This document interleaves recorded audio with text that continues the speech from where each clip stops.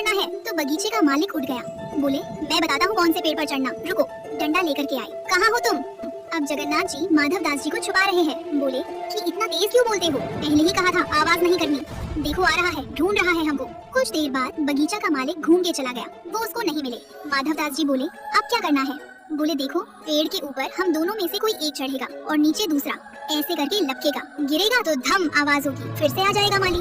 तो माधव दास जी बोले, आप तो लाला हो, इतना भारी आपका शरीर है, आप खुद ही धम से नहीं गिर जाओ, मैं चढ़ता हूँ ऊपर। ठाकुर जी बोले, तुम चढ़ो, हम पीताम्बरी करके खड़े हैं, हम ले लेंगे गोद में। ऊपर चढ़ गए माधव दास जी और कटहल लेकर के।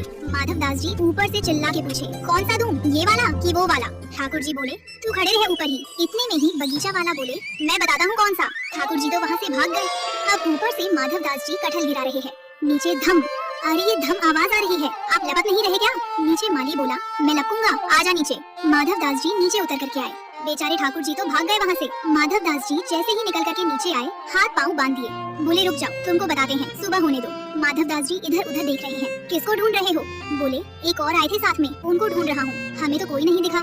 वो तो अंदर ध्यान हो गए होंगे, सीधे मंदिर में जाकर खड़े हो गए। दूसरे दिन सुबह हुई, राजा को खबर मिली कि हमारे बगीचा में कोई चोर घुसे थे रात को। सुबह सुबह राजा बगीचा घूमने आता था, तो जैसे ही बगीचा में आया तो देखा माधव दास जी पेड़ से लटके पड़े हैं। राजा उनको गुरु मानता था, तुरंत आकर के, अरे गुरुदेव गुरुदेव गुरुदेव, ये कैसी लीला, जल्दी खोलो जल्दी खोलो।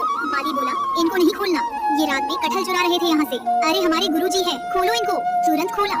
माधव दास जी के नेत्र सजल है। राजा बोले, गुरुदेव ये कैसा कौतुक, आप मुझे बोल देते, मैं भिजवा देता। माधव दास जी बोले, हमारा शरीर देख करके तुमको लगता है कि हम कटहल खाते होंगे? हमारे अंग में कहीं भी आपको ऐसे लक्षण दिखते हैं? हमारी जीवा इतनी चटोरी होगी कि हमको कटहल की इच्छा हो? तो बोले, हमारे जगन्नाथपुरी में सबसे चटोरे कौन है? बोले, कौन है? बोले, सबसे ज्यादा चटोरे एक ही है, महाप्रभु जगन्नाथ। उनकी इच्छा हो रही थी कि भैया बहुत दिन हो गए हमने चोरी नहीं करी, तो चोरी करने के लिए आपके बगीचे में आए थे, कटहल की चुराई करने के लिए। हमको ऊपर चढ़ाया, सब बात बताई और बोले, वो तो भाग गए, इसने हमको पकड़ लिया। राजा के नेत्र सजल हो गए, कितना बड़ा भाग्यशाली हूँ, महाप्रभु जगन्नाथ मेरे बगीचे पर चोरी करने आए और उसी दिन पूरा बगीचा महाप्रभु जगन्नाथ जी के ही नाम कर दिया। बोले, अब महाप्रभु जी का ही है ये बगीचा, अब ये हमारा नहीं है, अब यहाँ जो भी सामग्री सब महाप्रभु जी की है। माधव दास जी बेचारे स्नान ध्यान करके निकले, समुद्र प्रणाम करने जाते रोज भोर में। जैसे ही समुद्र प्रणाम करने गए, सोई दूर देखा कालिया ठाकुर चलते हुए आ रहे हैं। माधव दास जी बोले, बहुत बढ़िया, भाग गए थे रात को?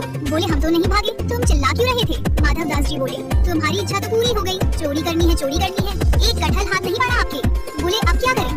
बोले, चिंता मत करो, आप तो भाग गए थे और हम देखो रात में पिटे बंधे, पूरा बगीचा आपके नाम करवा के आ गए। लो अब जाओ, खूब प्रेम से कटहल पाओ। ठाकुर जी बोले, माधव मन की मन में ही रह गई। बोले, चोरी हुई नहीं। बोले, तुम्हारे